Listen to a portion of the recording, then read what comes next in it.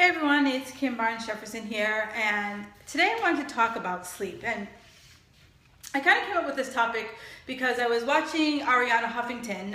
If you don't know her, she is the person behind the Huffington Post, HuffPo, whatever you want to call it. And she was talking about sleep years ago.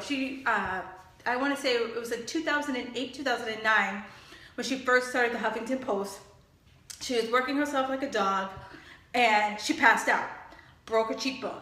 And she's like, oh my God, like what made me pass out? Or what's happening to me? She thought she had a brain tumor. She thought she had all these medical things. And it boiled down to she wasn't sleeping. She was burning the candle at both ends, and she wasn't sleeping, and her body was just like, honey, you need to chill your ass out. And so many of us women were always like, go, go, go, go, go, go, go. We never take the time to chill, take the time to relax. And one of the questions when I'm working with clients, I'm always like, okay, so what's your sleep ritual? How much sleep do you normally get? And a lot of times I hear people will like, well, I usually get about like 6, or I usually get about 5, but I can get by. Okay, well, imagine if I told you you could get by with one arm. Imagine if I told you you could get by with no legs. Do you want to get by with one leg? Do you want to get by with one arm? Or would you love to have 2 legs and two arms? So one of the things that people don't realize is that all the goals that we want, especially health goals, fitness goals, all of that happens when we sleep. It's called rest and restoration for a reason.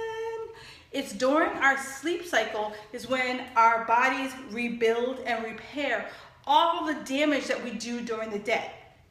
All the damage that we do during our workouts. And so I say damage because we have to rip apart our muscle cells in order for them to build back together again. And when they build back together again, they build stronger and stronger and stronger and stronger. So it's kind of like, think about like multiple coats of paint. That's how our muscles are.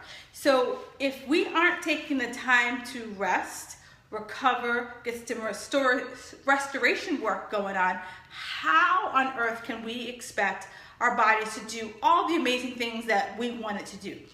So one of the things I always talk, let me just smack you in the face about sleep.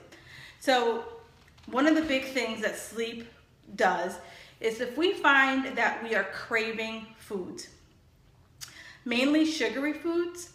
When we are craving sugary foods, that is our body's way of saying, hey, I need some energy up in here, so get me some energy. And a lot of times when I ask people, do you find that you are craving sugary treats, I ask, how much sleep have you had?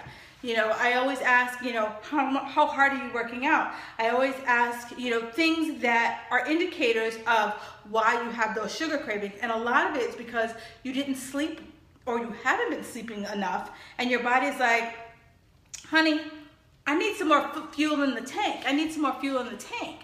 So feed it. The other thing about sleep is you get foggy. Like if you ever feel like you just have those days where you're just like, you're bumping into walls and like you just can't remember, why you walked into a room. Like it happens to me too. But like if it happens to you regularly, or you just feel very foggy brained, a lot of it has to do with sleep deprivation. And it's real, it's true. It actually is a thing. So I always tell people, okay, when I first started my fitness journey, I sucked at sleep. I was working over 40-hour-a-week job. I was burning the candle at both ends. I was stressed to the max. So like my sleep was just shit. And when I first started working out, my very first trainer, he's like, well, you know what? If your workouts aren't happening at night, you need to go to work out in the morning. I was like, the hell you say? Work out in the morning? He's like, yeah. He goes, that way you get it in, it's done, over. I like my sleep. I like my sleep a lot. And because I wasn't sleeping well, the thought of getting up before 7 o'clock in the morning was just like blasphemy. Then he's like, well, you need a bedtime ritual. And I was like, what the hell is a bedtime ritual? And I'll tell you what a bedtime ritual is right now. So before I go to bed, I had to set a bedtime. So I always count when I need to get up, and I count 8 hours back. So typically for me, I get up anywhere between 5 and 6 o'clock in the morning. So when I get up between 5 and 6 o'clock in the morning, that means my tushy has to be in bed, by 9. And that way, between 9 and 10, I am reading a book, I'm relaxing, I'm doing things that are leading and guiding my body to say, it's time to shut your shit down. It's time for us to go to bed. Because it's really different. It's a different process than staying up late, watching whatever on TV, and then going to brush your teeth, and then putting on your pajamas, and then getting in bed. Your body hasn't had a chance to just like, where with this process, but by 9 o'clock, I have brushed my teeth. I've washed my face, I've put on my pajamas, I'm laying in bed, and I'm reading a physical book. Because the blue light from our cell phones, the blue light from our Kindles, all emit this emit blue light, which stimulates our brains, and our brains can't shut down. Where we want our brains to start to like quiet down and calm down so that we can just easily fall to sleep. So my bedtime ritual is, depending on what time I have to get up, I'm physically in bed at the 8-hour mark. By the time it's 7 hours before I go to bed, I'm lights out, covers over me. I also, if I find that I know I had like a pretty stressful day, I'll take a bath with Epsom salts, and that is another way to help calm me down. I also have an atomizer that I put lavender oil in, and that stuff knocks you out. Ooh. I also use a sleep spray.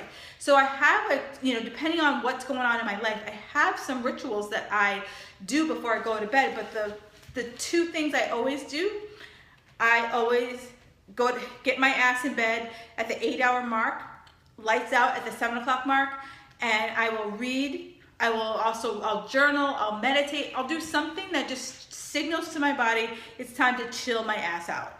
And think about it, when you don't get that sleep, how many of you, watching right now, thank you for all of my viewers, how many of you guys watching right now always are nursing some type of cold? How many right now are just always like mainlining caffeine? Like the guy at Starbucks is like, sees you coming, he's like, oh yeah, yep, you need an extra strong Americano, yep, I got you, three shots, yep, I got you. How many of you are like that, where, trust me, I love my coffee. Coffee gets me out of bed in the morning, but I don't need my coffee. It's something I like. It's something I enjoy. So I want you guys to think about your sleep patterns and really think about, like, what are some of the things that you can do to change so that you can definitely get at least 7 hours of sleep minimum. And don't say, oh, I play catch up on the weekend. Like, that only is going to get you by but so far. I mean, if you think about, a lot of times, if you're having that extra sugary treat, that's going to my tummy. If I'm not sleeping well, I'm stressed out, it's increasing my cortisol. Guess what? It's going to my tummy. So all of you who are struggling to lose weight and you feel like puffy and inflamed, a lot of it can be improved with sleep.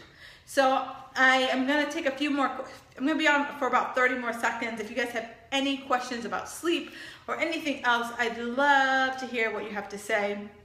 I can't believe it's been 2 weeks since I've been doing live at 4 o'clock, but I really enjoy all of you guys who are watching in and tuning in, and hopefully I'm dropping some knowledge on you.